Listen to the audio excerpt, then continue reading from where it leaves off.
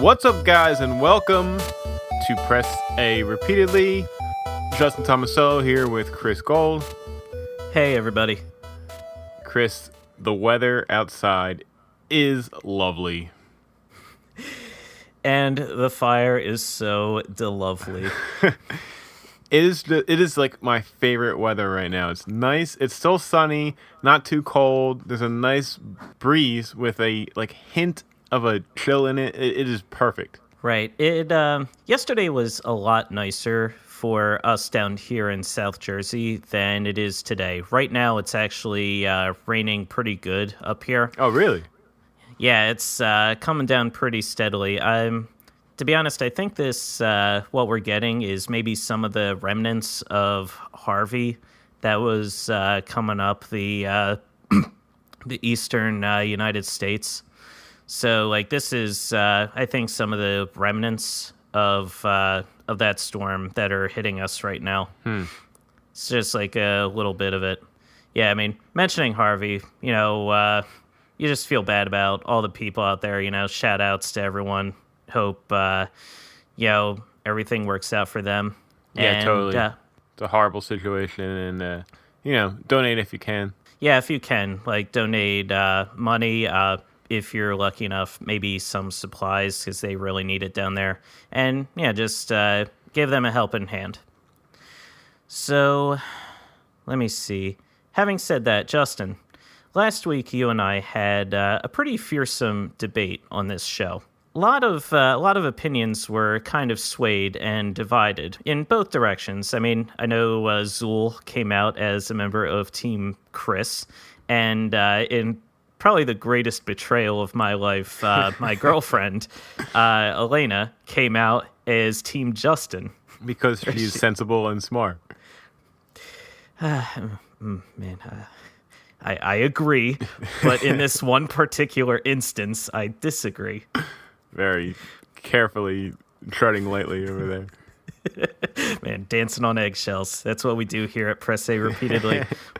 But I bring all this up because none of the responses that we've gotten to our debate have been as fierce or as passionate as this email that we received from a good friend of the show, Dave Mombert.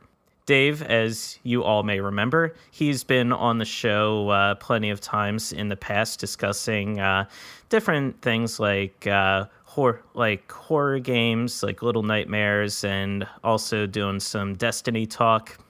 And he also is the host of a fantastic podcast of his own called The Age of Enfrightenment. Justin, he sent an email that very loudly and fiercely. Let me just read the email.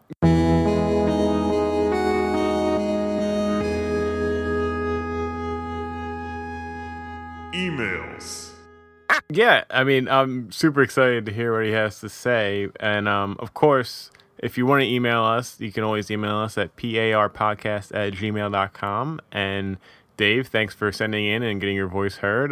Let's hear your opinion on this debate. Buckle up.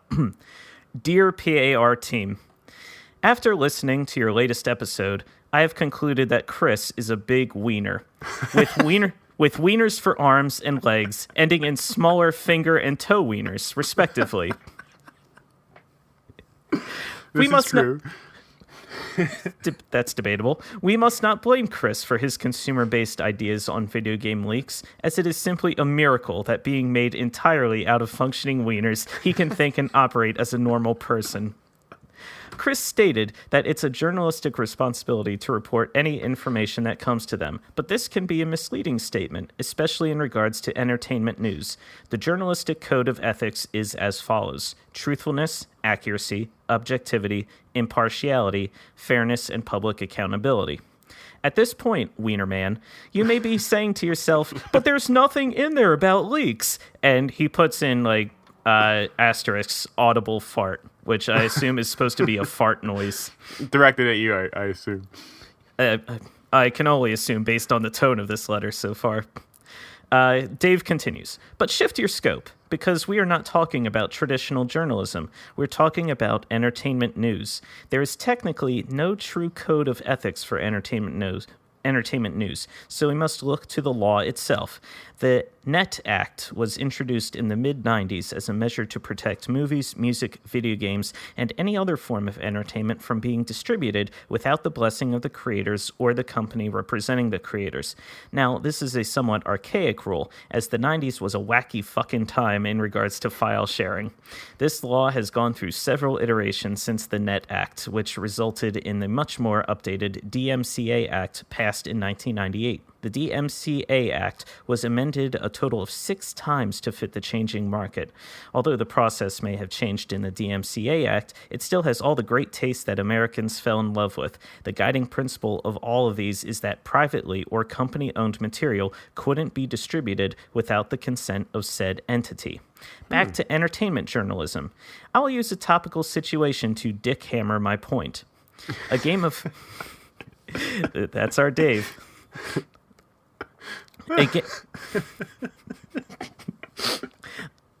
A Game of Thrones episode was recently leaked to the internet. It was only a few days before the actual show aired, and it lacked the finishing touches that the production team deems acceptable. Many pop culture sites mentioned that there was a leak, but almost none posted a link of where to find it. The reason for the lack of a link is that posting one would technically constitute distribution, thus making them legally vulnerable. In fact, the individuals who leaked the episode have since been arrested and are facing lofty sentences. Well then, why don't the video game companies go after sites that do that, you handsome, charming piece of shit? Even more audible fart. I'm assuming that was Dave putting words into my mouth. I would assume so too, yes. Well, in short, HBO has a huge vascular cock made entirely of money, allowing them to seek the full, even stiffer cock of the law. What?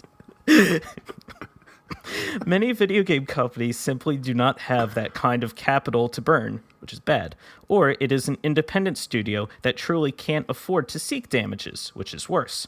These leaks hurt game companies as it is important for them to strike a balance between keeping their unfinished product under wraps while simultaneously building hype over a long period of time. The industry that is hurt most of all, though, is game journalism itself. News and its subsequent ethics are broken into multiple categories. The lowest of these categories is tabloid news. Tabloid news operates with nearly no restrictions, as it is viewed as a non-credible news source. There has been a big push in the last 8 years for game journalism to be taken seriously. Game journalism, although an entertainment-based news system, longs for both reporting game news while also releasing thought-provoking pieces, analyzing games at an artistic, social, and personal level. For game journalists to ever be taken seriously, they must hold themselves to a higher standard than supermarket tabloids. We must choose whether we want to steer game journalism to the place we know it can be, or decide that it will become clickbait. Well, Chris, I truly love you as a person and think you and your shitty co-host are doing a great job on the podcast. However, after hearing your less than moral views on video game leaks, I feel I must ask you, where exactly were you during 9/11? Because I was with everyone during 9/11, and I don't recall seeing you there. Answer me, you son of a bitch. What hand did you have in the worst terrorist attack ever on American soil? I'll get to the bottom of it, and I'm coming for you. Love, the host of your sister podcast, Dave.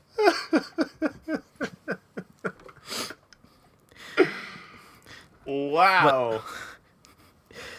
So, that was Dave. Who again? He is the host of the Age of Enfrightenment. I mean, the tone of that letter. If you thought that was funny, you're gonna love his podcast as well. Yeah. You should subscribe to that immediately.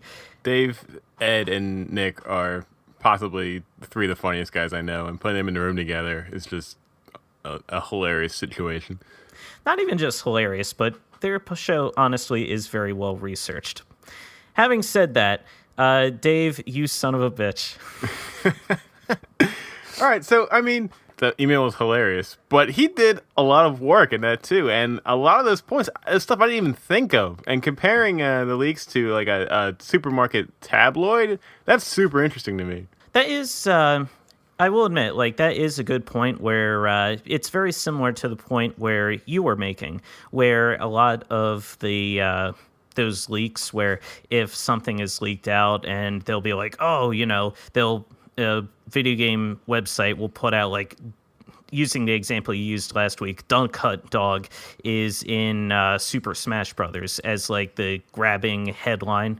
That's very similar to tabloid journalism, where they have really shocking headlines where the whole idea is, oh, wow, that's really not thought-provoking, but like it's provoking in general. I want to read what the substance of that article is.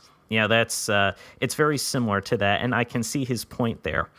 I'm not as convinced about his point regarding how it's kind of similar to like where you have leaks similar to the Game of Thrones leaks, where actual episodes were leaked. I mean, yeah, the content of the show was leaked out there. But in terms of video games, no actual gameplay is actually like being leaked. There is no instance, at least off the top of my head, where a video game itself has been leaked before its actual market date. I see what you're saying there. And, well, it's interesting that he mentioned in the email that the person that leaked that Game of Thrones stuff early was actually arrested. And now, right? Would that be different? Like, would that happen? I guess if a game was actually somehow put up on Steam earlier than it should, or not even on Steam, but like just online somewhere for people to download, would they face the same consequences? I think if they, like, especially if they broke the actual release date of the game itself, then yes, they would probably face pretty severe consequences. Right, because it's going against the NDA agreements that they signed, probably. Oh yeah, and I feel like something like that would be really a major milestone point for games journalism to see like how they would handle something like that. Because again, as Dave pointed out in his email, none of the news sites that reported on the leaks actually had links to the leaked episodes itself, because that would be considered illegal distribution of copyrighted material. Right. And that would be similar to how it would be if a video game was leaked. I don't necessarily agree that like leaking these like if you were to leak the actual gameplay itself, like that's one thing, but leaking information about a game is to me not necessarily as bad as if you were to say leak the script of a Game of Thrones episode, because Game of Thrones and like other TV shows and movies, those are more passive entertainment. Those are things where you're watching it because you want to know what happens next. And if you get the information leaked in a script, then that experience is spoiled because now you know what happens next. Whereas with video games, that's a more active sort of entertainment. It's interactive. So you may find out, oh, there's this new gameplay element, or there's this element to the story, which, I mean, when you're playing a game, like, story is important, but it's ultimately secondary, I think, to the actual gameplay itself. It's all about how you, the player, actually interacts with the game.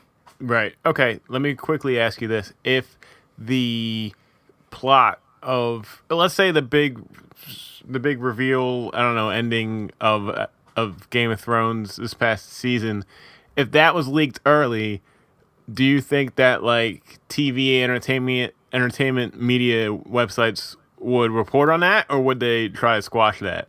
That's a good question. I think with TV entertainment, they would try to squash that because, again, the way that media is consumed, the way television is consumed, it's passive. So the idea that, oh, the ending of the season finale would be leaked, that would be something that a lot of television fans would be disappointed by if they were to learn that sort of information early. But with video games, like, it's, again, that's interactive media. That's not something where if you were to find out this information like, oh, this feature is in a game or this is something that happens during the game, I don't think that's necessarily going to sour the consumer experience, because people are going to still want to actually play the game if it's fun to play. They're still going to want to interact with it. Yeah, I'll give you that. They would still want to play it, whereas if you know the entire plot of an episode or something, you might not even still want to watch it because it's already been spoiled for you. Right. And as for Dave's last question regarding 9/11, I will take the fifth. Yeah, how do you feel that he just completely added the fact that you were nothing but a bunch of wieners put together into a human form? Well, I mean, that's the key reason why we haven't recorded any videos of ourselves, that we haven't done any Twitch streaming or anything similar to that, because we did a lot of market research, and most people are put off by seeing a bag of writhing penises and like wieners in human shape. Like, that's not something people really want to see visually. So really, an audio-only podcast like what we're doing is really the only option for someone as much an abomination as I am. If you want to send in fan art of Chris drawn as a bunch of wieners, please email parpodcast@gmail.com. We will probably share the best one on Instagram. So yeah, send in your fan art, no matter how big or small. I think that's enough Chris humiliation for one day. Dave, thanks for sending in that really thought out email, man. Really appreciate it. That was a lot of fun to talk about. Yeah, that was awesome. Again, if you want to send in emails, just send them in to parpodcast@gmail.com. Yeah, and we have a lot to get through today. Later on in the episode, we're going to have a boss chat where we're just going to talk about some of our favorite boss fights, some of the hardest boss fights we've ever encountered, some of the longest, some of the weakest, just a general discussion of like some of the craziest boss fights we've ever playing games. Right. I mean, there have been a lot of boss fights that we've encountered over the years, so we're just going to kind of take it easy this week and just recount some of the ones that were most memorable to us for one reason or another. Yeah, absolutely. I am looking forward to it. All right, so what do you say we get this show on the road, Justin? I'm all for that. Chris, what are you playing? Well, this week I played a few games this week. Dipped really quick into Sonic Mania. I'm kind of hit a bit of a lull with that game because Metal Sonic is proving to be a very challenging boss for me. Yeah, I'm getting very frustrated with him, but we can discuss that a little bit later. Haven't progressed too far in that. I also took a really quick dip into the Pokken Tournament Demo that was just released on the Switch. I didn't even know about that. It's a free demo? It is a free demo that you can download right now on the Nintendo Switch. Whoa, all right. How was it? It was pretty fun. I'm not going to lie. Yeah, the way the Pokken Tournament is set up is it's sort of a mixture between Pokemon and the Tekken fighting game, kind of that style of fighting game, where you're fighting an opponent and you can circle around them to dodge their attacks. Yeah, you like sidestep, so you're not just moving back and forth. You can also move left or right, and then the camera kind of moves with you guys. Yes, so it's more of an arena type feel between the two fighters, rather than just being on that one 2D plane like you see in most fighting games. what they did is they transitioned Pokemon into that particular fighting style. Now, this game originally was released kind of late in the Wii U's life cycle. So Nintendo is doing the thing where they have a game that they feel like a lot of people would really enjoy. They released it on the Wii U. No one played it, so now they're re-releasing it on the Switch now that their user base is really starting to grow there. Right. That's something that's frustrating, but it also makes sense. So you really can't blame them too much for that from a business perspective. Right. From a business perspective, it makes all the sense in the world. And for most gamers out there, it's really nice, especially if they're one of, seemingly the majority out there who did not pick up a Wii U. And they missed out on these games. But for gamers like you, me, and a few of our other friends who did pick up a Wii U, it really is annoying and frustrating, especially because, we invested in Nintendo. Like, we said, we believe in you. We think this console is going to be good. The console itself is fine, but it just wasn't supported enough, I don't think. And Nintendo's reward to us with all these re-releases is bupkis. Like, we get nothing. Yeah, unfortunately. But hopefully within a year or something, they'll be all set on working on nothing but completely new stuff. I also would like to let anybody know who, if you got Pokken Tournament on the Wii U, I think it was Hori made a special controller that was basically designed just for this one game. And I do believe that is going to work with the Switch version as well. Right. Now, I never picked up the game on the Wii U, so I can't personally vouch for that, but I'm pretty sure you were right about that. That controller will certainly work with the Switch version as well. And with the demo that I picked up, what you have is, I think you have 15 free battles when you first start out. And once you complete a battle, then I think you're brought to this little menu that says, "Oh, expect the game. It's coming out. It's coming out fairly soon." I think it also has an option to pre-buy the game, which I haven't done. It's fun, but it's not necessarily a game that I'm going to invest a lot of my my money or time into, but I mostly just wanted to check out the demo. And I will say, despite my lack of proclivity for fighting games, it's a lot of fun. Yeah, they did a really good job in, I feel like, translating that gameplay mechanic and adapting it to the Pokemon universe. What you have is you have 3 characters to start out with. You have Charizard, you have Pikachu, and you have a third Pokemon who I did not use. I think he's one of the newer Pokemon. I don't remember who it is. I think it's one of the water types, I believe. Yeah, I don't know either. But I started out with Charizard, and my CPU opponent decided to roll with Pikachu. I feel like, I don't know fighting games all that well. Like, I try to do the best I can without having it devolve into a button mashing experience for me. X button is light attack. There's a strong attack where, if you hit some of these buttons multiple times, you can unleash different combos. There are gauges that fill up where once they fill up and you hit the left button, like the left shoulder button, it will sort of evolve your Pokemon into a mega evolution version of itself, and then you can unleash just this crazy powerful attack on your opponent.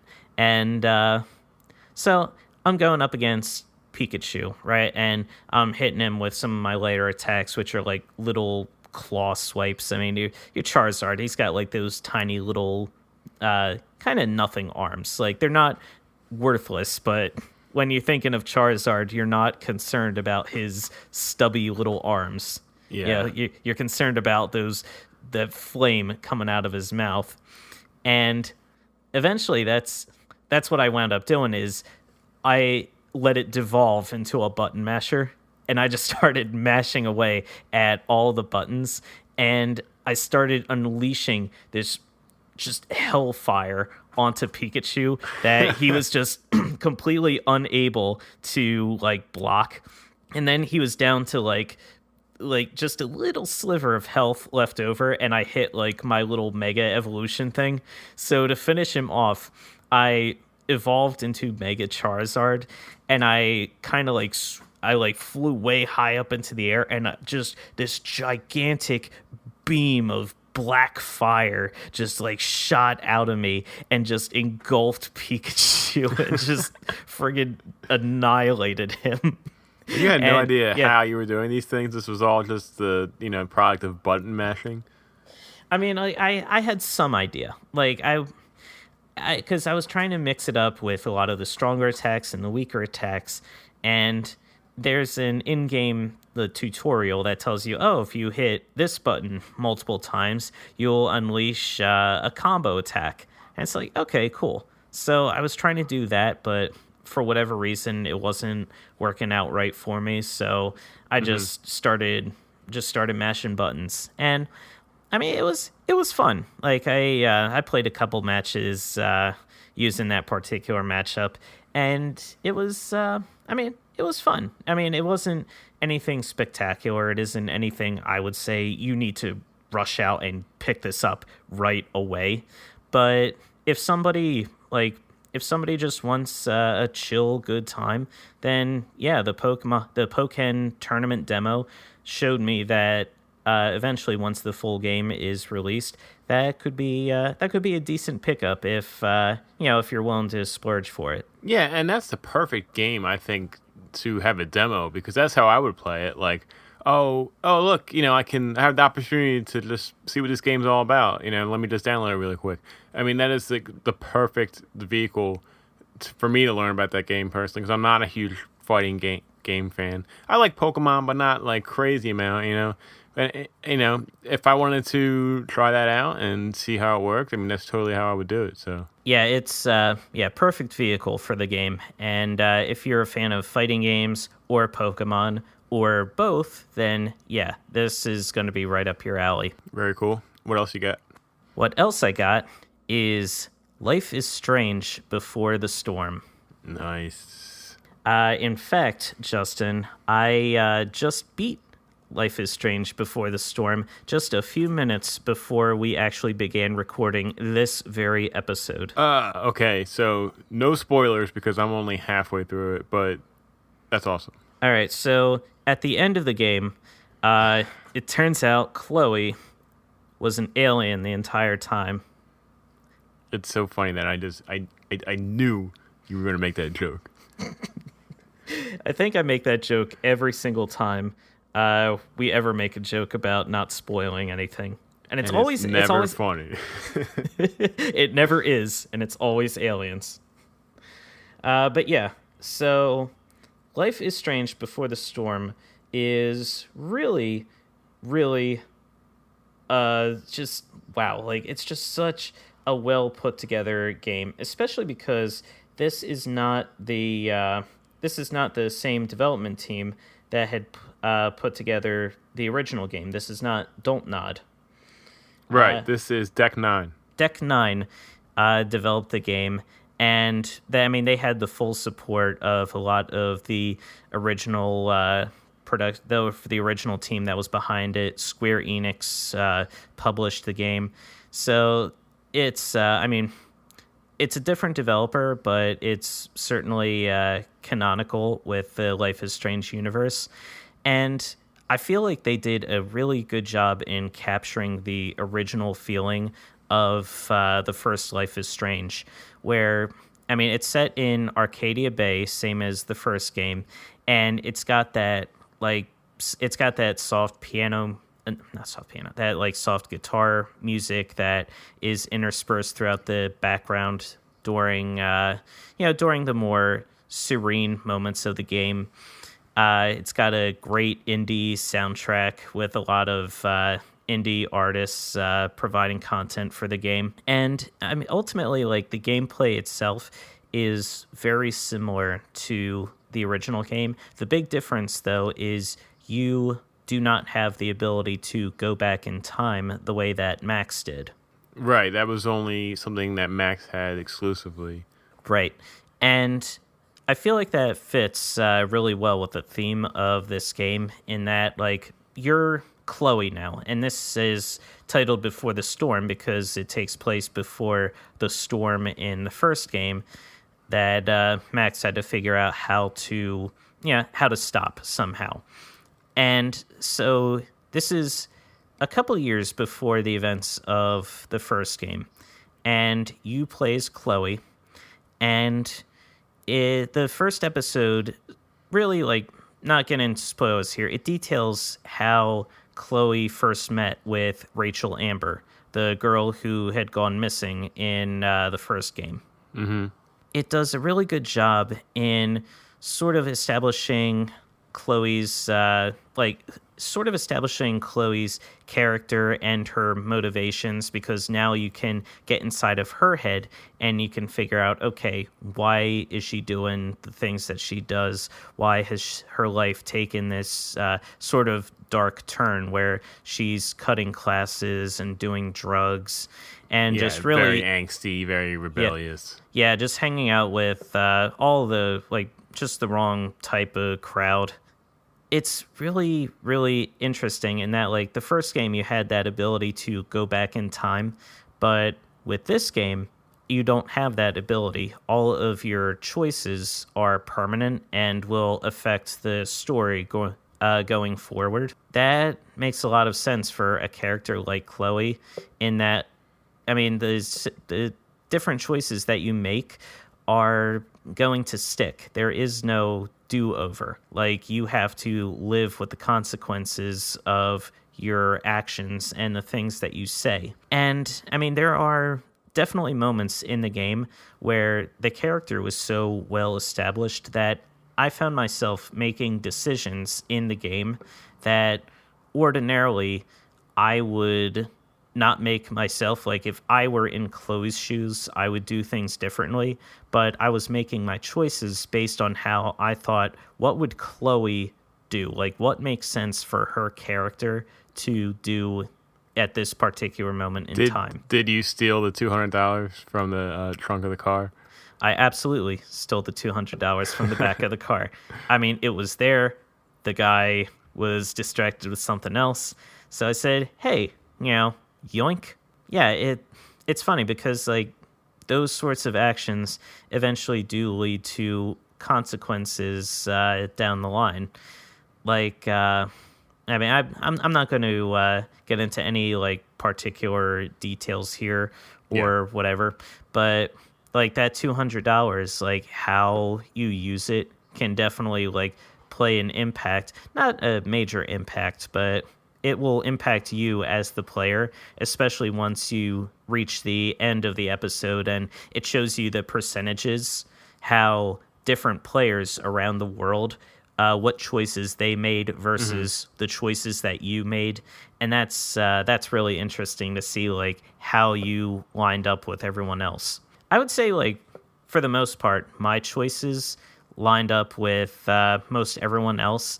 And again, not getting into any, like, spoilers or particular details, but I guess I played Chloe a little bit more confrontational than other people did.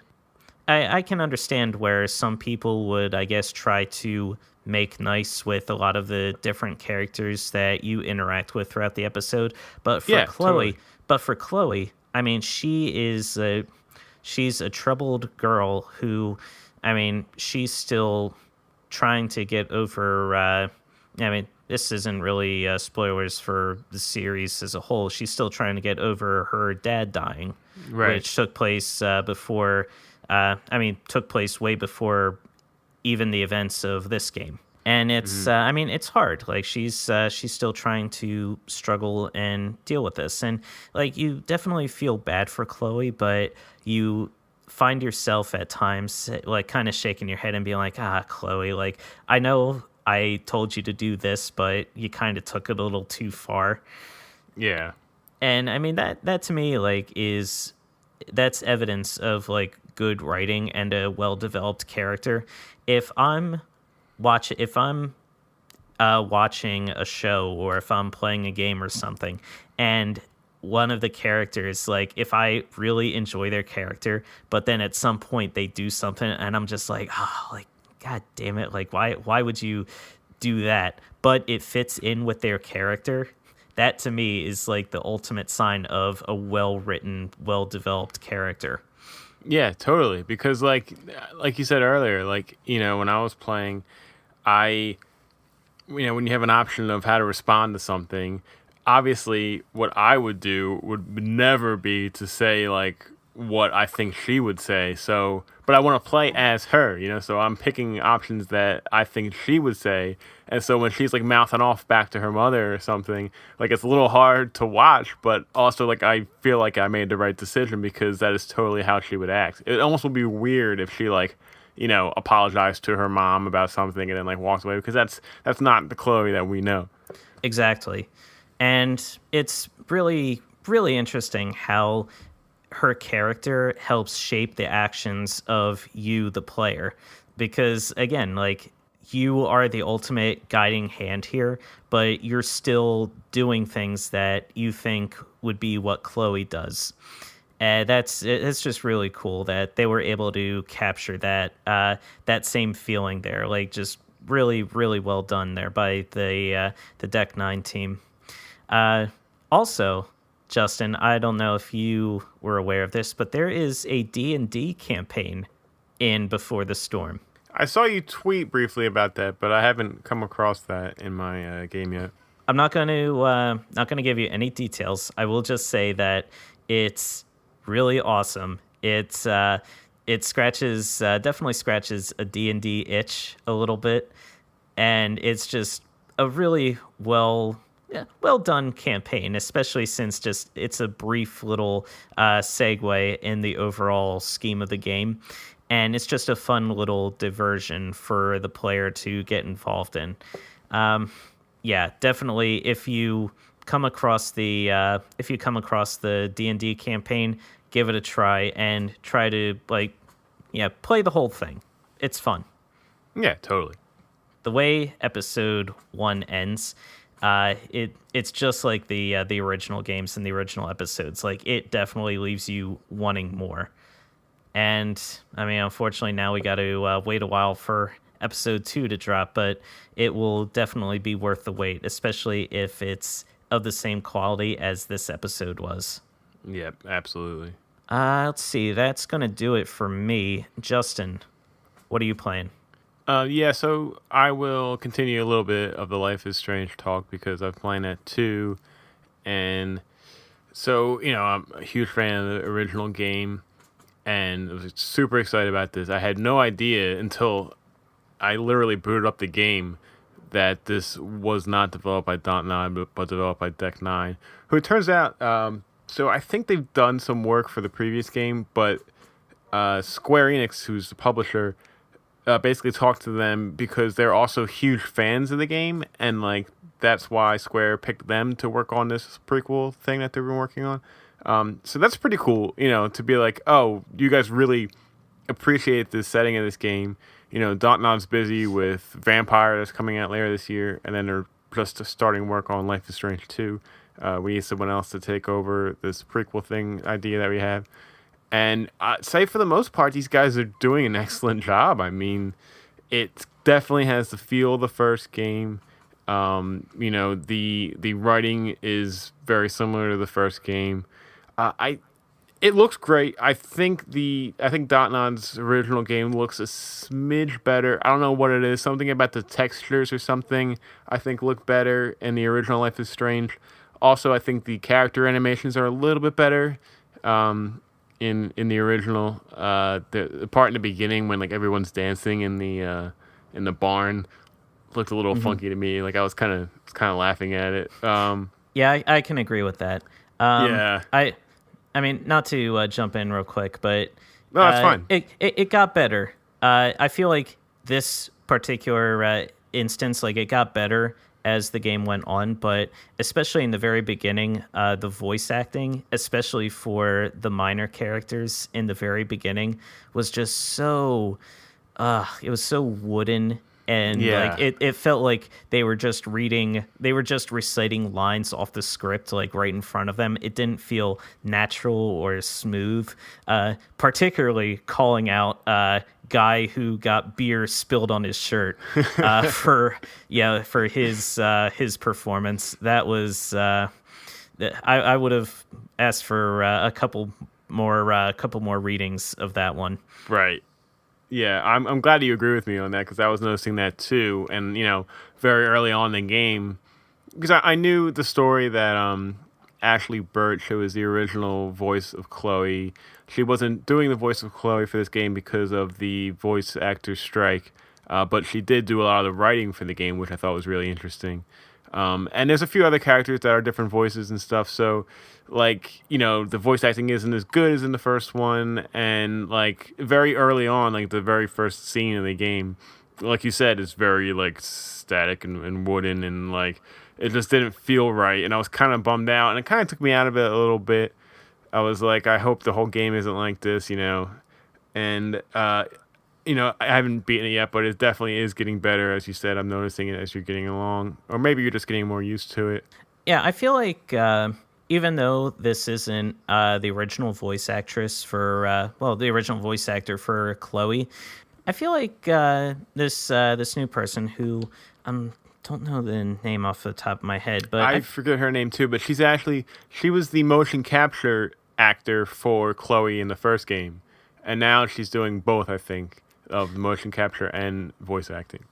Right, and I know there's been a lot of griping online that Ashley isn't doing the voice, but I feel like this new voice actor, she's doing a good job. I feel she's like definitely people are complaining because I guess she's different, but different is not the same thing as bad.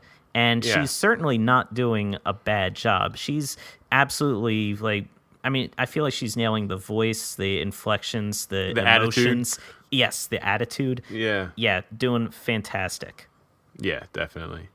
So this series of game, it's always a hard one to recommend because it's in large part a walking simulator. There was not a lot of gameplay. The gameplay that is there isn't really that exciting stuff. It's a lot of, hey, go fetch this thing for me, and then you go and then find the thing and then bring it to the person. So I can see people getting bored with it. I was a little bored myself in the beginning parts of the game.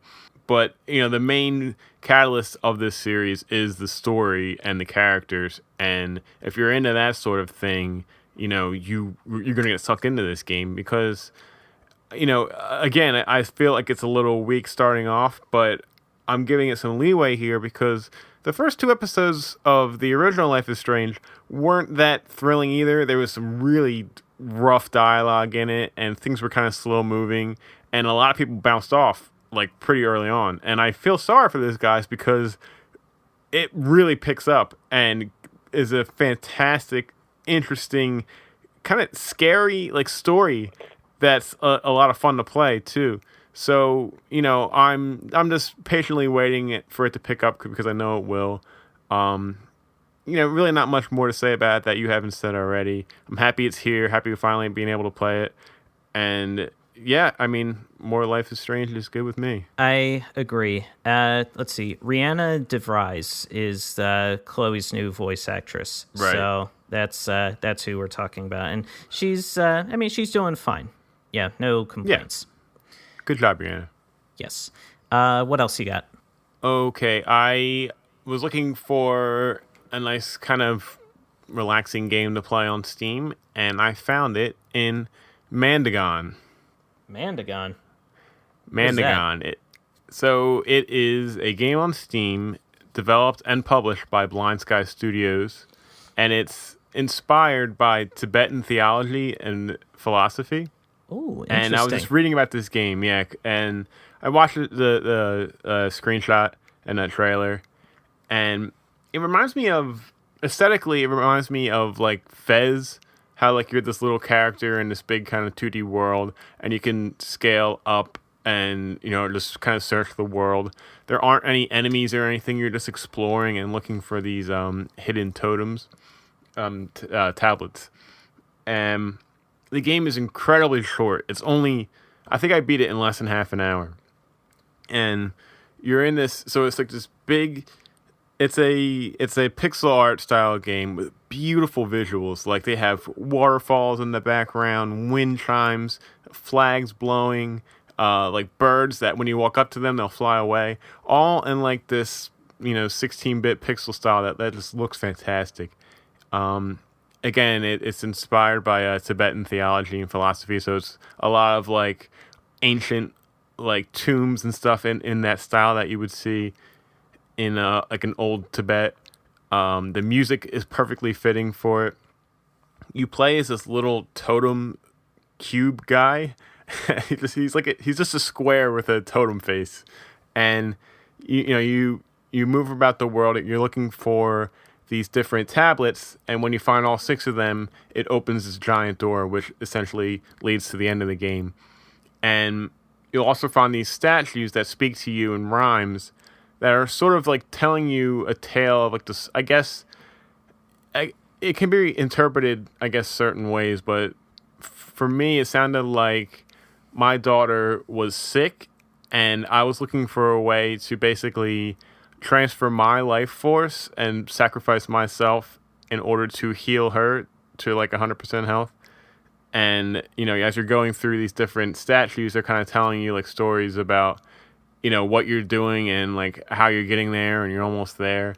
One of the reviews I saw on the Steam website was, have a cup of tea ready when you're playing this game. And it was like such a great idea. I had coffee instead, but it was like a perfect game to just relax and like sip my coffee and just kind of explore this world where you're looking for these tablets. There are these really cool designed elevators that you have. Some of them are like wooden, and they have like these spokes and ropes that kind of, and gears that'll spin while you're riding them. And some of them are like this ancient like alien style where you have to activate it and then it glows blue, and then you can get in it and access different places. There are like these giant gold like owl statues that when you activate them, you're granted the ability to fly, and like there's this blue laser tether attached to you, and you can kind of just move through an area and get to a higher platform. And it was awesome. I had a blast playing that game. Like it was just so relaxing and beautiful to watch and listen to. It was free too. That's another huge part. It was no money at all. Just download. And, it's 30 minutes, but it's a beautiful 30 minutes. If you really appreciate, like, the art direction of a game and the tone of a game, download this because you will really enjoy it. I'm looking this game up, and it's funny because it says it only requires 300 megabytes of available space in order to play on a PC, which is, like, nothing. That's like a drop in the bucket. It's awesome. Super small. I mean, the entire game is just one big area where you can explore, and every time you find a tablet, you have to place it in like this statue, and then when you activate that statue, you can teleport to other statues that you found to kind of get around the map a little bit easier. It's cool, man. It's really just like a fun, relaxing game to play. Nice. One of the Steam reviews describes it as a great why games are art argument piece. Yes, I would totally agree with that. It's beautiful. And the team, there's only 4 people who worked on this game. There was a programmer, an artist, a sound effects / music guy, and then a PR, social media person. And that's Blind Sky Studios. So follow them, check out the game, Mandagon. It's a ton of fun. Nice. Yeah, I'll have to scoop that one up. What else you got? Let's see. The last thing I have before I get into the indie arcade was I was on Skype with Butch, and he was playing Overwatch, and he said, "Have you seen any of the Overwatch animations yet?"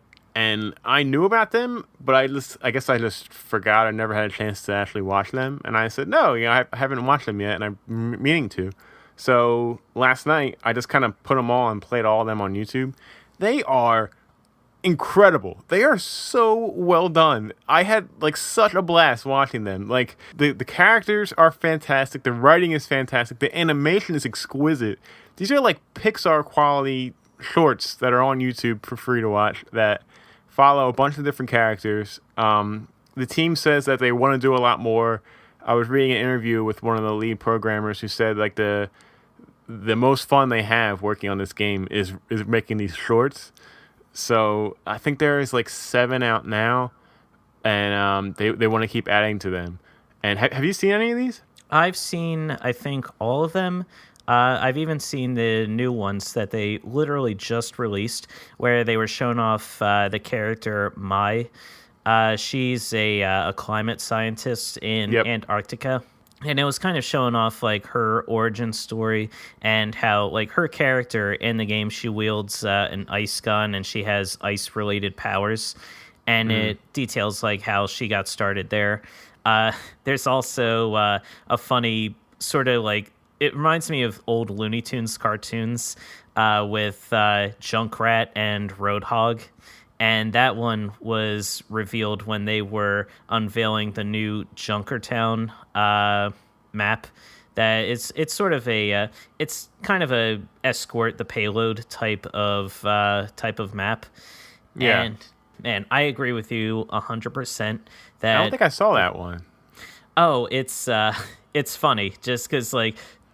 Because Junkrat is like, he's such an arsonist and he loves like just blowing things up, and he's a lunatic, but Roadhog is just kind of like quiet and like he's just obviously putting up with Junkrat just because.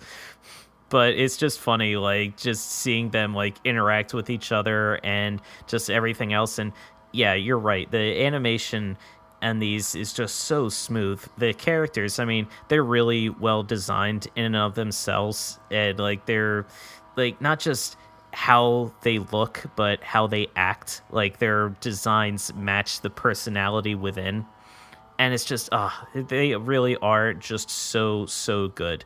I will say though, sometimes they border on a little bit corny and cheesy, I will say, but I'm willing to I'm willing to let it slide, because it's just overall it's just so well done and so cool. Yeah, I guess I could see that some points they're like a little bit cheesy, but I thought for most part the writing was fantastic. And honestly, all this crap that's being made into movies now, especially how horrible video game movies are, they should just make an Overwatch movie in this style. It would be fantastic. Like let Blizzard have full control. Let them write it. Let them animate it.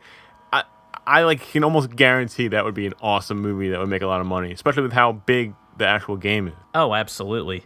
That would make a killing if that had an actual box office release. Yeah, my favorite of the shorts was the one with Genji and Hestu. What's the other guy's name? Oh, Hanzo. Yes, Hanzo, I know the one you're talking about.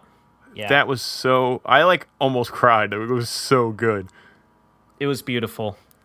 Yeah. Okay, but that's about it for me. So I guess it's time to hop right on into the Indie Arcade. Indie Arcade. If you remember last week, Chris gave me the game Nidhogg II to play. Yep, so Justin, why don't you tell us about Nidhogg II? So, Nidhogg II... published and developed by Messhoff, available on PC and PS4. This is a sequel to Nidhogg, and basically, alright, how the game works is, it's a side-scroller fighter, okay? 1v1, and there are different screens. I think there are 7 different screens, okay, that are lined up from left to right. And you and the opponent start in the center screen. And it's like a death match. Whoever kills the other person first is in control. And let's say the person on the left kills the person on the right. So the person on the left, their goal is to get all the way to the left side of the 7 screens. And the person on the right has to make it all the way to the right side. And at the end of those screens, because like you said last week, the goal of the game is that you're a warrior who is trying to sacrifice himself to this giant worm god thing. And when you make it to the end of a stage, the worm god will come and eat you. And, that's the goal. That's what you want. Right. But, trying to prevent you from that goal is another warrior who wants the same thing. The game is super rapid. Whenever you kill the other player, within maybe 2 seconds, they respawn with a different weapon. And you're just constantly fighting each other, and the momentum is constantly shifting for whoever dies or whoever stays alive from a battle. They're in control, trying to make it to their proper end of the stage. So a lot of the game is going back and forth, left and right, trying to get to the end. And there is a timer on the bottom of the screen, which you can also turn off if you want, but it helps kind of keep the games moving, if you want them to, rather quickly. So there are 5 different weapons that you can use. You have, I believe in the first game, all you had was a rapier. But in this new game, you have a rapier, a broadsword, a dagger, a bow and arrow, and just your hands and feet, as a regular fist fighting. And this game is grotesquely graphic. The art direction of this game is really strange and very, very different from the original Nidhogg. The original Nidhogg was super pixel-based, almost a throwback to the Atari days, very, very old school, of just a couple different colors and literally blocks for the characters. But this is a massive change in the artwork, where it's almost like if it was a sequel that came out on the Sega Genesis or the Super Nintendo, where it's a 32-bit side-scrolling with amazing sprite art. It's gross stuff that they're making, but it looks fantastic. Especially a lot of the background stuff that's going on. In between levels, you'll see animals in the background, or just lighting effects. There is one level where you're fighting in a cloud city, and the god rays from the sun, that lens flare, is just done so well. It looks fantastic. When the sun goes behind a pillar, you just see these orange rays is coming out from both sides. It's really, really cool, really neat to look at. A lot of the game is based on a lot of very precise movement and controls, because you can, when you're holding a sword, it's cool. You can hold, for example, when you have the rapier, you can hold it in a high stance, a medium stance, and a low stance. And you can match that stance when you're fighting somebody and sort of block their attacks with it. If you attack somebody in a medium stance and they're also attacking you in a medium stance, you'll either just hit the sword or even knock it out of their hand and disarm them. Or, you can kind of duck down and stab them in the foot. Or you can throw your weapon and try to hit them that way. And then, so a lot of this, constant battle is based on just being very precise and dodging and rolling out of the way. And that feels great. It really, when there's no lag, it feels great. Unfortunately, playing online, Butch had gotten the game too. We were playing together. Last night we played and it was fine. No lag. We had a great time. Earlier today we were playing. I don't know what, we couldn't figure out if it's Steam is having a problem or Nidhogg servers. There was so much lag that all the strategy was gone, basically. You can't even, you were just kind of swinging and pressing buttons and hopefully killing the person or getting out of the way, because you couldn't do anything. There was no strategy anymore. It was just, just close your eyes and hope that you can make it through a level. And that was really frustrating. Yeah, that definitely sounds frustrating. Your opponents that you play in this game, are they all CPU opponents, or are some of them actual player-controlled characters? So when you play online, you're playing another player. For example, me and Butch were playing against each other the entire game. There is an arcade mode where you play against an AI. I went through that. I beat the whole thing in about a half an hour. The AI felt pretty easy. I kind of had them down where you could just you can dive kick in the air and I kept doing that whenever they came near me, and they never learned how to like avoid that, and I was just kind of like abusing them with it. Like it was kind of ridiculous. But when you play another human, like it's a battle of like wits and quick responses. Like the combat's great. It's a lot of fun. The problem is, there are, I think, 10 or 11 stages, and they all work the same way. Some of them might have like a little bit of like stage hazards in it that can kill you, like pitfalls or like a meat grinder thing. But aside from that, like that's essentially the game. Like there's only that one mode and really nothing else. And after about an hour and a half of playing, you're just kind of like you've done everything, and it's just that's about it. This is a game that desperately needs something else, some other type of mode, more stages, more weapons, just some more into it to keep it, I guess, lasting a bit longer. I see. So this is one of those types of games where it kind of, I guess, gets old pretty quickly. Yeah, I mean, I don't know if I would say it's old because it's still fun, but if you're used to doing the same thing over and over again, you're going to have a great time. But for most people, okay, we did every stage, we kill each other like a million times. Now what? Let's turn it off because basically you're going to be doing something that you've already done before again.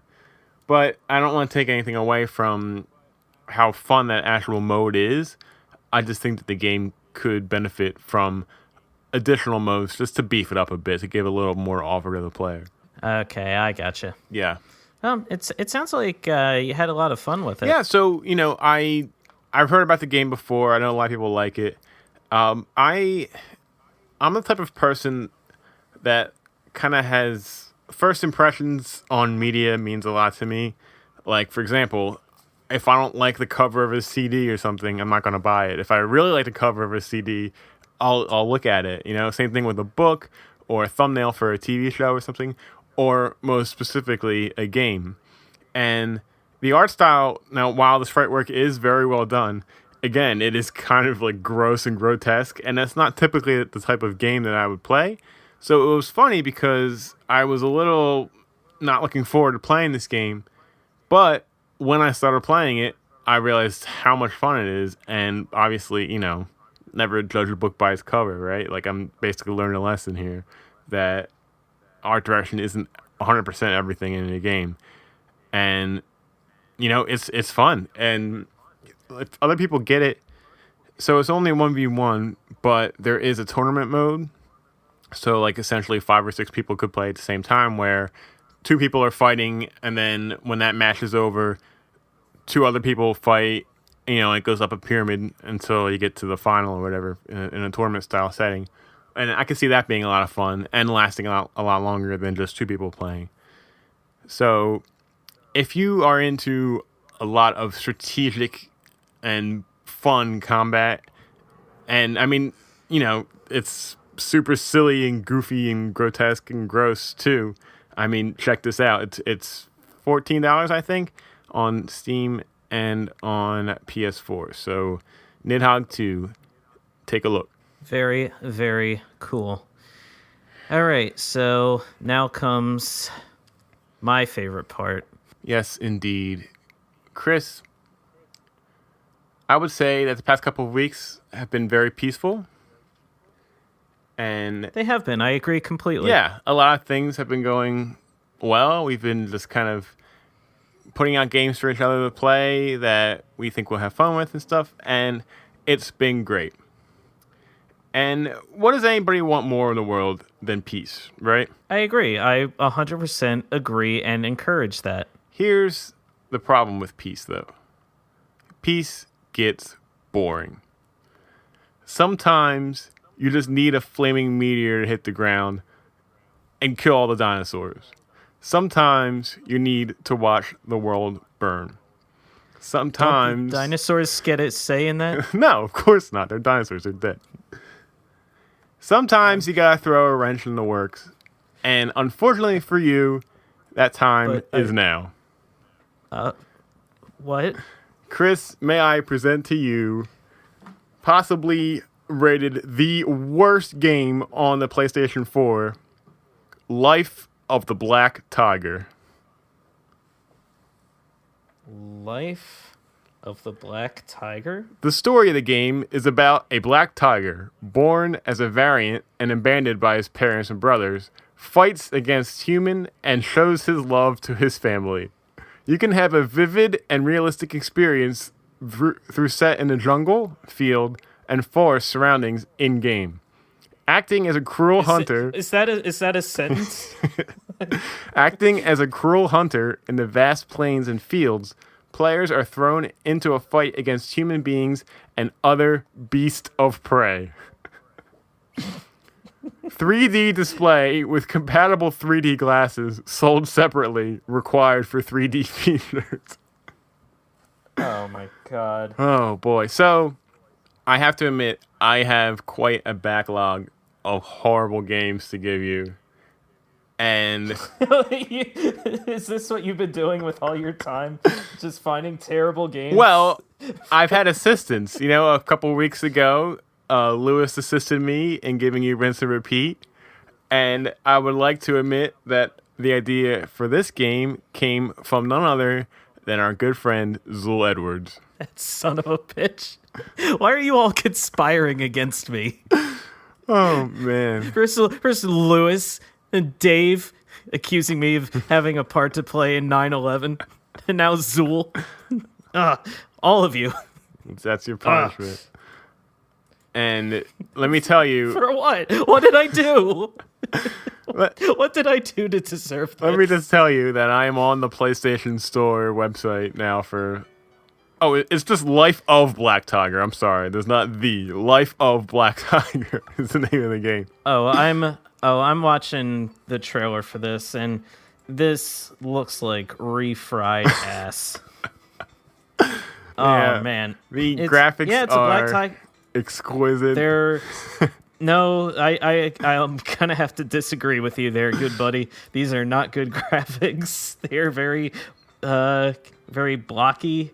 Oh God, what is the point? You're just hey man, you're a black tiger, possibly the coolest of tigers. You know, the tiger in this gameplay trailer I'm watching, he just jumped right into a little pond and killed a crocodile. It's that the point of the game, just to run around and kill everything? Hey, that's for you to find out for next week. He just swiped a pack of dogs and sent them all flying. Why don't we take a quick break for you to process this, and when we return, we'll talk about some of our favorite boss fights. Oh, I hate you all. I hate you all.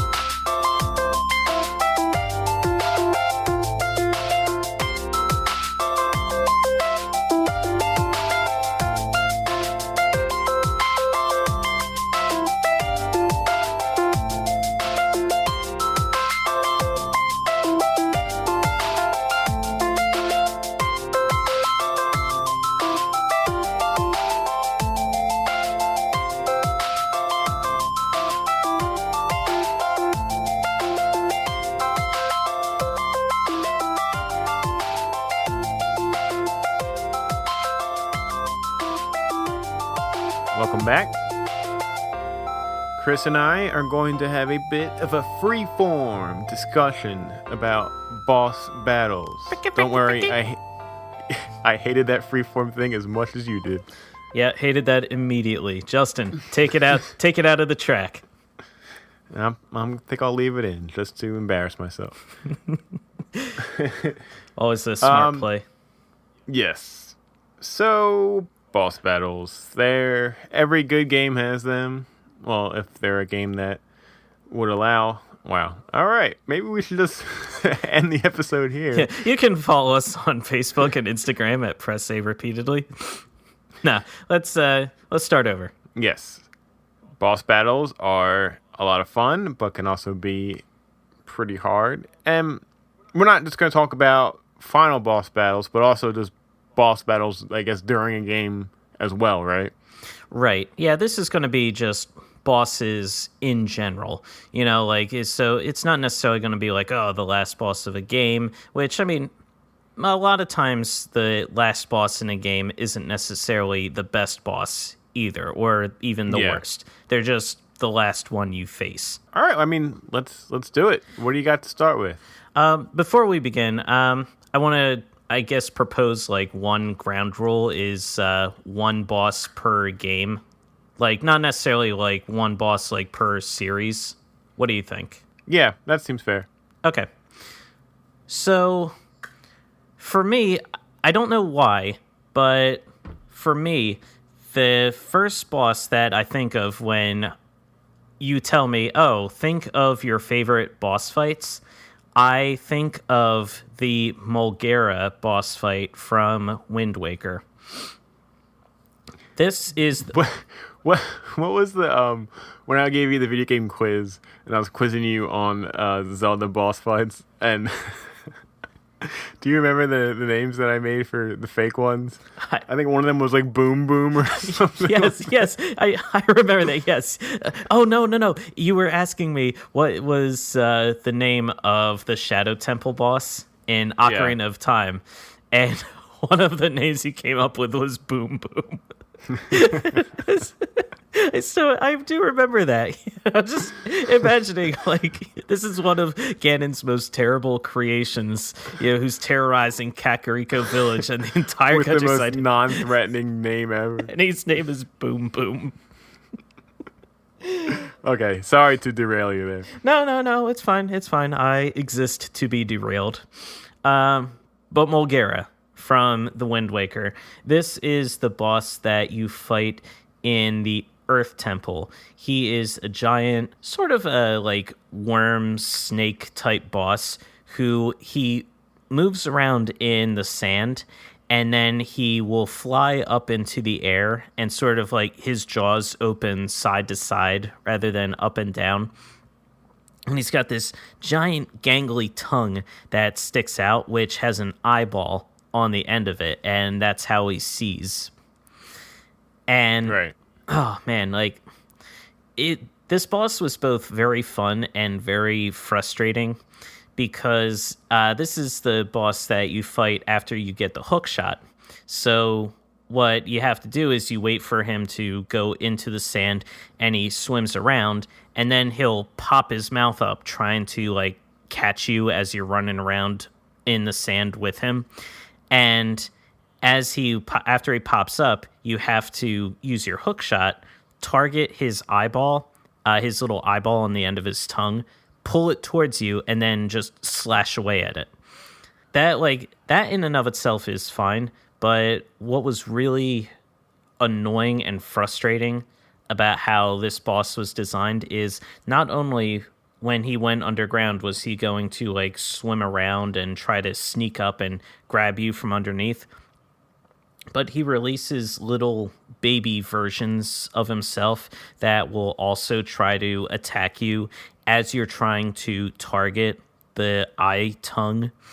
And like the game is designed in such a way so that these little babies, if they appear on the screen for even just a smidgen, just a fraction of a smidge, like even a little bit, and you try to target the eye tongue of the main boss with your hookshot, you will instead target these little babies. And like you can use the hookshot and draw them closer and then like kill them in like 2 hits. But it like takes precious time away that you could be using to kill the main boss. And that to me was like really frustrating. It doesn't really enhance the gameplay in any one particular way. It just it just extends the length of the actual boss battle itself.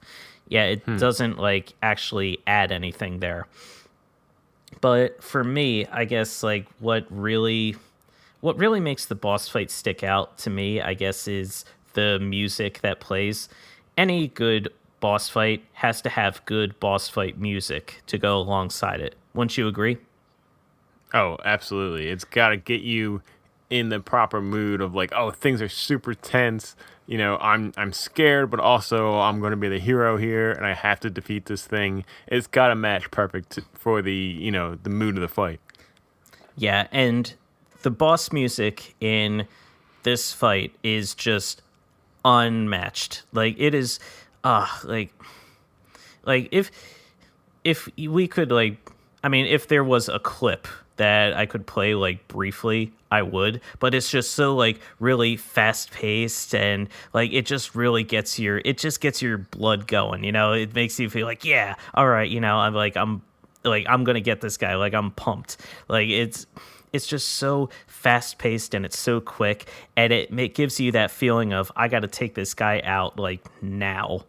It's just it's just so well done, and it just really helps you like want to fight this boss, and just really gets you in the mood. And that one, despite the design issues, I feel like with the boss itself, it's still a lot of fun. Totally. And, you can always post a video of it or something on Twitter to show off the example of the fight and the music. Right. Your turn next. What's one of your favorite bosses?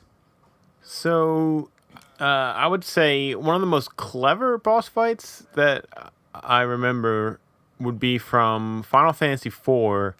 I was playing the remake on the 3DS, which is a fantastic remake, by the way. And one of the boss fights is a giant wall with a face on it, and it does not attack you. What it does is at the end of every turn, or every time it is the wall's turn, it moves a little bit closer to you, and if you don't kill it before it reaches you, it basically smushes your entire party and the battle is over. Now at that point, I had been doing pretty well in the game. I'm a fan of Final Fantasy, and I know that there's a lot of grinding involved, and I know sort of what to expect. I know a lot of bosses have like a certain like weakness you could use against them, but this one threw me for a loop, man. Like, because I was pretty well above, I think, the level you were supposed to be for that area, and I still could not kill this thing in the amount of time. Like, it would just keep creeping up and creeping up, and I'm doing a lot of damage to this thing, and just like, I guess not enough because it kept smushing me. I think I died like 4 or 5 times.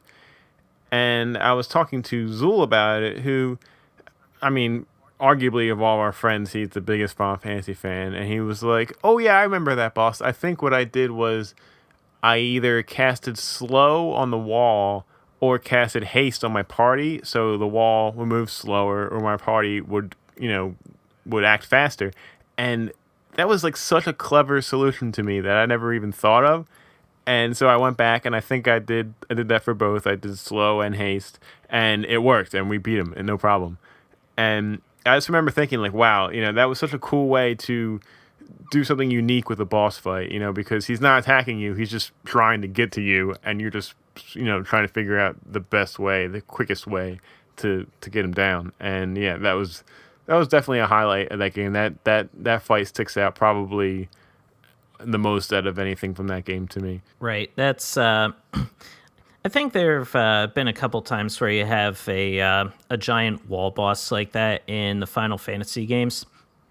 That was Final Fantasy 3? 4. 4. Okay. Yeah, because I distinctly remember at least there being a similar boss to that in Final Fantasy 7. I know. Like I distinctly remember there being like, now obviously like that one like was a little bit more grotesque, and the graphics, I guess, were a little bit more, more horrifying in that game, just because it was their first leap into 3D. But overall, it was the same basic principle as before. And I'm a little hesitant to compliment Zool on his Final Fantasy prowess. I'm still a little bit bitter over that whole Black Tiger thing, but he's right. That's a great strategy for dealing with a boss like that. And kudos to Square for designing a boss that fully takes advantage of those different move sets, which I feel like a lot of players may not necessarily use or take advantage of when they're playing the game themselves. Like, no one really thinks of using like slow or haste or anything like that. It's a lot of healing spells or offensive black magic that they'll try to focus on. Yeah, totally. It was clever, and that's why, I think it stands out to me. What do you got next? Okay, so I remember one of the longest boss fights I ever played in my life was, this is a way long back callback, when I played The Legend of Dragoon. It originally came out on the PlayStation, but friend of the show, Bill, actually got me this game. This was several years after the game had been released. He knew that he had heard like I was a fan of RPGs. He said, "Hey, maybe you'll enjoy this game too." So I said, "Okay." So I popped it in, and man, was I ever a fan of The Legend of Dragoon. That game was a complete ripoff of Final Fantasy VII, but it was a fun ripoff, and I still had a ton of fun playing it. Spent hours and hours going through that game. It was just honestly a really good time. And one of the bosses in that game, I forget who he is or what exactly his title was, but he was the type of enemy character who he was kind of trailing you throughout a good part of the early part of the game. He was this big, like really heavy set character, like really mean and evil looking. And it was several hours into the game, and you were finally like confronting him. Like you were trying to escape this prison, and he was there at the end to stop you. And it was like, okay, finally, I have to take this guy down. And it was your standard RPG battle where he had a couple of side characters on his side to help him, and I had me and my party. Eventually, like we went back and forth, and I took out his two subordinates, but he had this boulder attack where he would literally just rip a boulder out of the ground, and he would just throw it at a member of my party, and it just did so much damage. And like my two of my party members were taken out completely, and I was like, uh-oh, like I gotta like take care of them. But I had spent a long time at this point trying to escape this prison, and there were a lot of boss fight. There were a lot of like random encounters I had to deal with. It was a little hard, and I had used up all of my like potions and all of my revive items, so I didn't have anything left for healing purposes. So it's just me and this guy, and he had whittled my health down to like nothing. Like I only had like 20 like hit points left, and he has his giant boulder attack which he can use to wall at me. So I did something that I don't ever do in RPGs, is I used defend to try to like soften the blow a little bit. Yeah. But Legend of Dragoon is unique in that, like, when you do the defend move, not only does it soften the blow of the attack that's coming in, but it also heals you for, I think, a certain percentage of your total hit points. Ah, that's nice. So doing that, like, I would defend and it would heal me. Like, let's say it would give me like 10 hit points, and then the boss would throw the boulder at me and it would do like 7 hit points of damage. So I realized, wait a minute, that's like, in total, that's like +3 to me in my overall health. So I was like, if I keep doing this, because I mean, the only thing he was doing to me that could hurt me was that boulder attack. So literally for the next like 45 minutes or so, all I did was defend, and this guy kept whacking me with boulders over and over again. The long haul. I was playing the long game, man. And at the end of it, finally, I got my health up to this certain point where I felt confident enough to actually start wailing on him again with my regular attacks. And eventually I got into my Dragoon form, which is like the ultimate form you can be in that game. And I just swooped in and I finally killed him for good. And I was like, oh, that's awesome. Yeah, I was very, very relieved that they had that little mechanic in the game where you could actually heal yourself by defending. Yeah, that's really cool. And it makes you use defend more. Yeah, exactly. Which, again, as we mentioned with Final Fantasy, it's a great way to make a player use a mechanic that ordinarily would be underutilized. So what else you got? Let's see. I think the longest boss fight that I remember was back in college. I was playing through the original Kingdom Hearts game.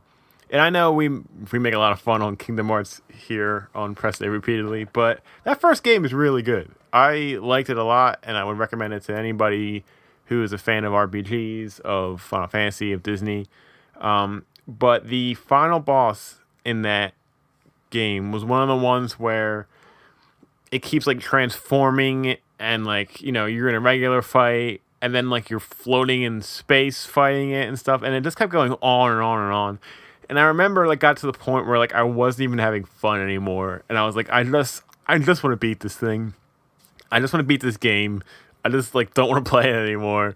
And my roommate at the time, he loved the Kingdom Hearts series, and he was like, "Isn't this awesome? Isn't this so awesome? Like, isn't it great?" And I'm like, "I don't know. Like, this isn't that much fun. Like, I feel like it's just like wearing thin, and it's just going so long." And he was like, "No way! Like, you're crazy. This is awesome. This is awesome." And I was like, "All right, you know, whatever." So, you know, I was able to stick it out, and you know, Donald kept healing me, and then we were able to survive and finally beat the game.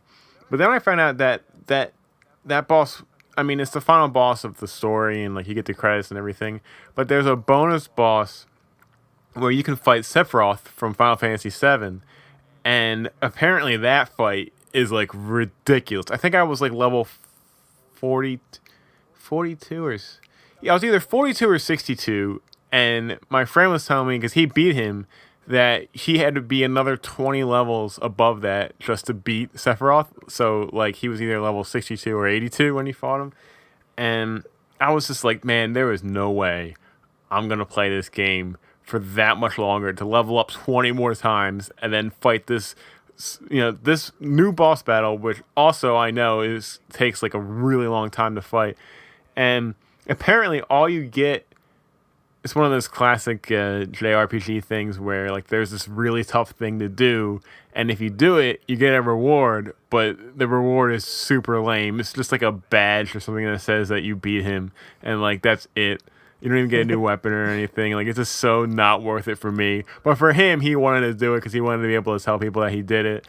But I was just like, yeah, I don't want to devote the time to that. After you beat Sephiroth, you get a t-shirt with his face on it, and it just says, "I beat Sephiroth," and all I got was this Lousy t-shirt. Lousy t-shirt. Yeah, I mean, yeah, pretty much. It's mostly free. Like, you have to pay a $5 surcharge on top of that. But yeah, I mean, ultimately it costs like $30 full price, so it's worth it in the end. Yeah, so I did not wind up doing that one. Next for you? Next for me, I see one of the, I guess one of the qualities you pointed out was easy bosses. So I guess I'll point out the easiest boss that I've ever played, and this was the final boss fight of Super Paper Mario, which came out on the Wii. This was a particularly easy boss fight for me because, at the end of the game, spoilers for Super Paper Mario. At the end of the game, you're fighting a giant mechanical version of Luigi. And so, he's giant. Like, he takes up way more than the screen itself can show. Like, you have to somehow figure your way to hop on these platforms and just try to avoid his attacks and try to hop up on top of him. I actually was able to get on top of Luigi. Now, his hat is like, it was flat brimmed at the very top. So it was actually a smooth surface up there. So what I managed to do was I climbed up these platforms and I managed to dodge a lot of Mecha Luigi's attacks.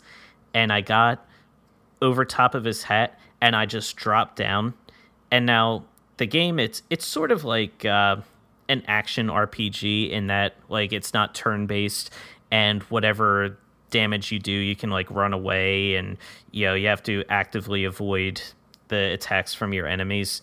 So any attack that I did on him just actively was just actively happening. And so I jumped on top of his hat and I kept bouncing on top of his hat, literally just bouncing. And every time I landed on top of his hat, it was doing like 5 hit points of damage. And so, that was really all I had to do. Was I landed on top of his hat, and when you bounce, like, you kind of bounce in a certain direction. So all I had to do was just make sure that my bounces kept landing on top of Luigi's hat, and I just started doing, like, I just did so much damage to him all in one fell swoop until eventually I took him out, and at that point the game ended.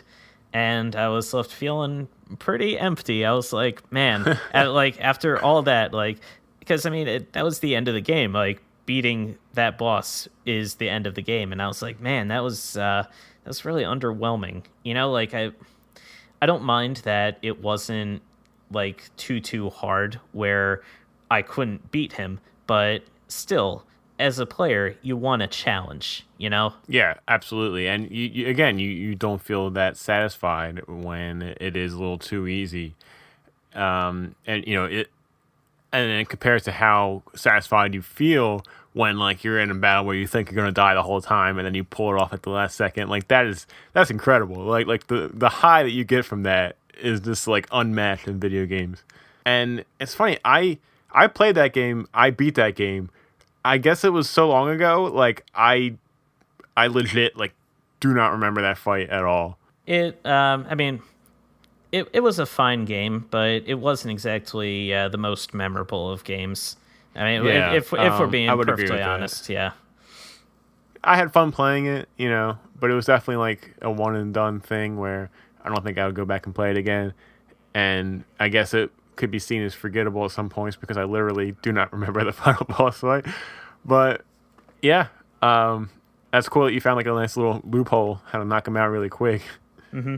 Yeah, definitely found a little exploit in there because obviously, as I've established before on this show, I am terrible at video games. So if I can find this exploit, then it should be very easy for other players out there to find this exploit. And I feel like the developers at Nintendo, like, they should have done something to they could have found this through playtesting.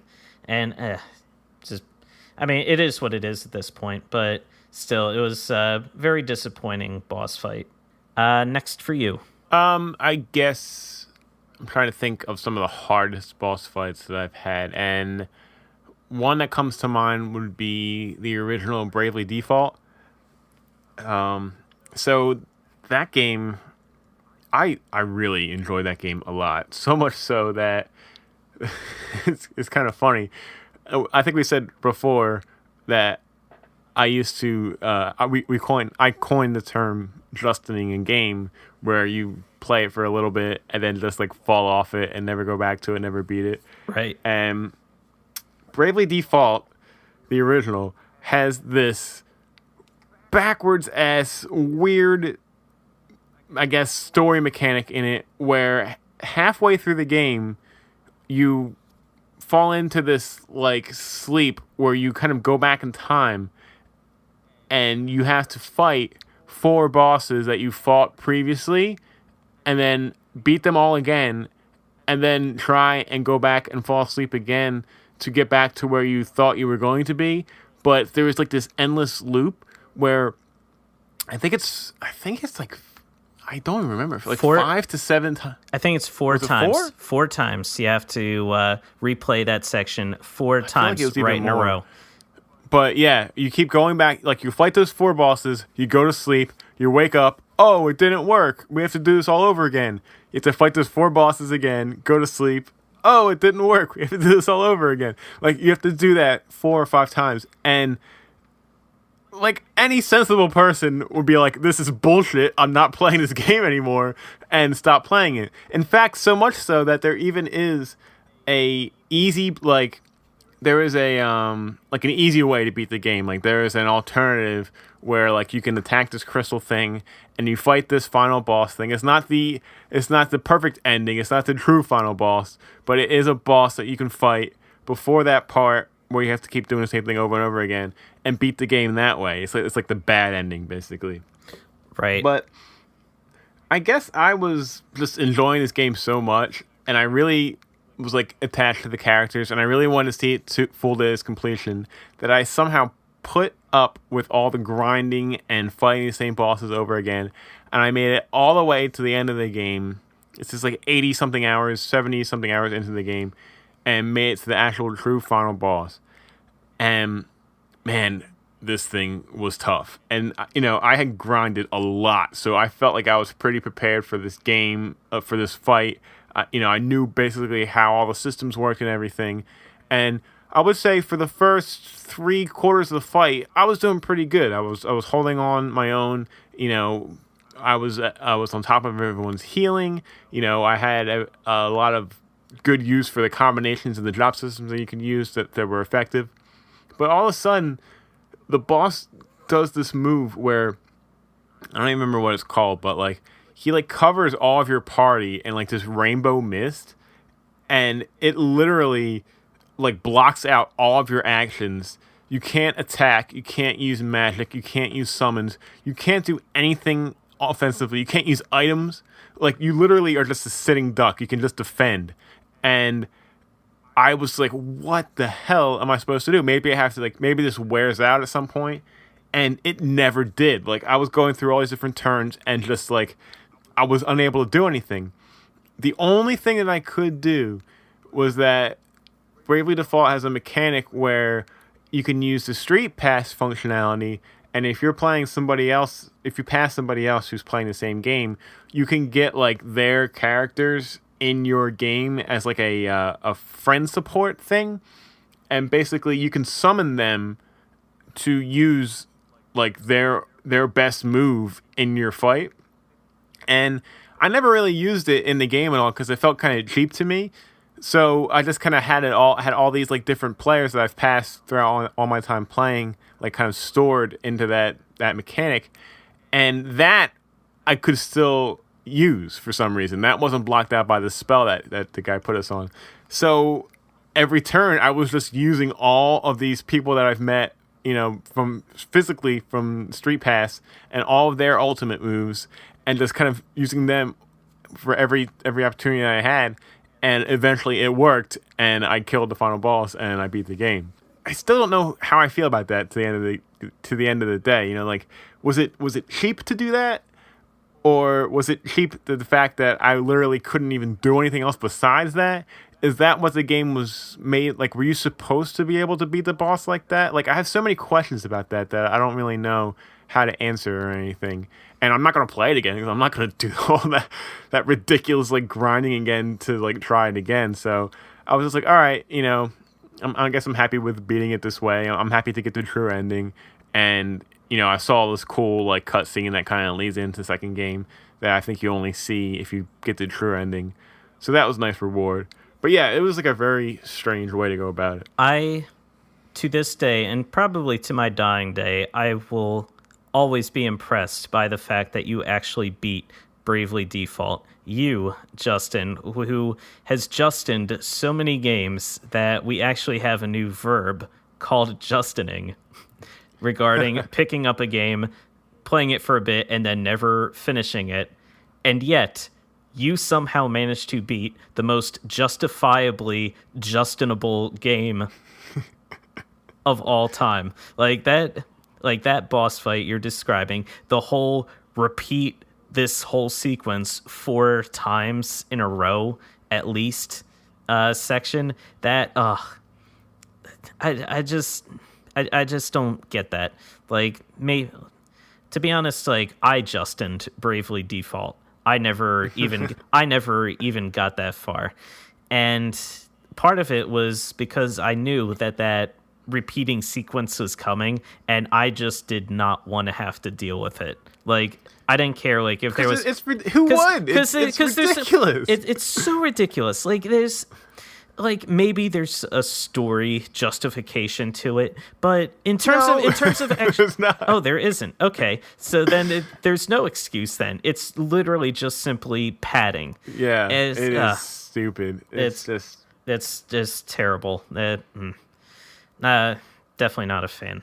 I mean, the game itself was great. Aside from that, Yeah, no, it is, and I haven't really had time to give the second one a lot of my time yet. I'm actually borrowing it from Bill, and who he's played, and he said it's great, and it doesn't have any of that repetitiveness in it. It's like a full-fledged, like, straight up great game. So I do eventually want to play that. But yeah, man, that just whole second half of that game was abysmal, and to this day, I am the only person I know that got the true ending of that game. Because again, why the hell would you go through all of that?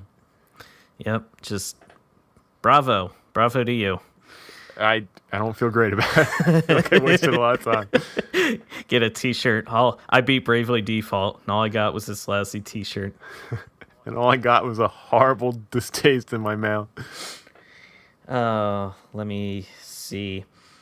Hardest boss fight I ever played. I'm going to go with the Boost Ball Guardian in Metroid Prime 2 Echoes. Now, in Metroid Prime 2, you are Samus, and you are on this planet that has been separated into light and dark worlds. Now, let me see. The light world you can traverse in your regular suit, but the dark world, if you are spending any time in the dark world, then the natural atmosphere, like it's poisonous or it's got like a really heavy pressure to it, it will very quickly eat away at your health. Not so quickly that like you'll die instantly, but if you're at full health, then you've probably only got like a couple minutes to explore in the dark world before you'll die. And in the early parts of the game, you have these little light beacons that are scattered throughout the world. So when you go into these light beacons, they will heal you. Like, as long as you're not being attacked and you kill whatever enemies are surrounding you, you'll actually regain some of your health. In the game, what had happened is it takes place shortly after the events of the first Metroid Prime. So you have all your abilities that you had acquired while playing that first game.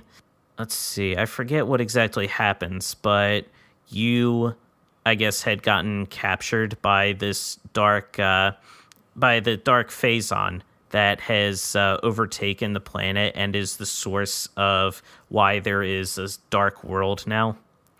And your abilities have been taken over by the phazon and scattered across the world, and they are now inhabited by these guardians. So there are different guardians based on whichever abilities that they stole from you. So there's like a grapple beam guardian. Let me think. There's a spider ball guardian, where the spider ball in those games, you can like walk on walls when you're in morph ball form. And then there's the boost ball guardian, which when you're in morph ball form, if you hold down a button, you can boost forward like very quickly, and it can allow you to get through different areas very, very fast. The boost ball guardian, I think, is like the 5th or 6th boss you fight in the game. Just outside of his arena, there is a little light beacon. His fight takes place entirely inside a dark zone. There is absolutely no source of light anywhere in this boss fight. So you're fighting this boss, and these bosses, they all use the ability against you. So this guardian is like turning into a little grotesque morph ball and is boosting all around the arena, and he's boosting into you and doing a lot of damage. And when he gets smaller and he's zooming around, he's a lot harder to hit. And so in the meantime, I'm trying to like hit this guy and lead my shots with him, because you can't lock onto him, because if you lock onto him, you'll shoot where he is, but not where he's going. And so you'll miss if you do that. So you have to free aim using the old GameCube controls, which weren't necessarily optimized for good free aiming first-person shooting experience. And in the meantime, the dark atmosphere of the room is eating away at your health. So, man, I can't tell you how many times I died trying to take this guy out and actually get my boost ball back. Justin, I can't tell you the feeling I felt when I actually defeated him. I got my boost ball back, but then in trying to get back out of the room and into that light barrier, the atmosphere killed me. I remember you telling me this story. I could only see how red of a tomato shade of red your face must have gotten. Oh, I went through every phase of a tomato during that moment. That was a controller throw. That was man, that's deserved. I was extremely upset because that was like my 20th time trying to fight him. It was so hard. Eventually, I finally figured out his patterns well enough and knew like what he was going to do and how to traverse the environment well enough. Then that I was able to take him out fast enough, get the boost ball, get the hell out of there. And I got under the little light lamp just in the nick of time. And luckily there was like a little save station right in that area. So I just like bolted right there, saved. And I was like, oh man, like never again. Never, ever, ever again. Yeah. Whew, man. I have not played Metroid Prime 2, but that sounds just terrible. It was the worst. I mean, the game overall was fine. Not as good as the first Metroid Prime, but man, that one boss, oh god. Yep.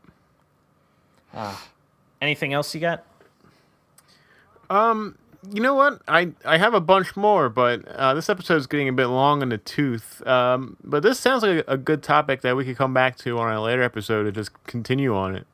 Right. And I mean, if there are other bosses that people want to discuss, or if they feel like they want to chime in and add to the discussion, then please email us at parpodcast@gmail.com. Yeah, absolutely. It's been a great discussion, a great episode overall. Mm-hmm. No, I agree. Yeah, a lot of fun, a lot of accusations of terrorism being thrown around. But we deal with a lot here on Press A repeatedly, so it's not too out of the norm. Indeed we do, and that's about going to wrap it up for this week. Remember, Press A repeatedly posts new episodes at iTunes, Google Play, and Podbean. If you like what you hear, please take a moment to rate and review the show, or tell your friends about us. It helps other people find the podcast and will really help us grow.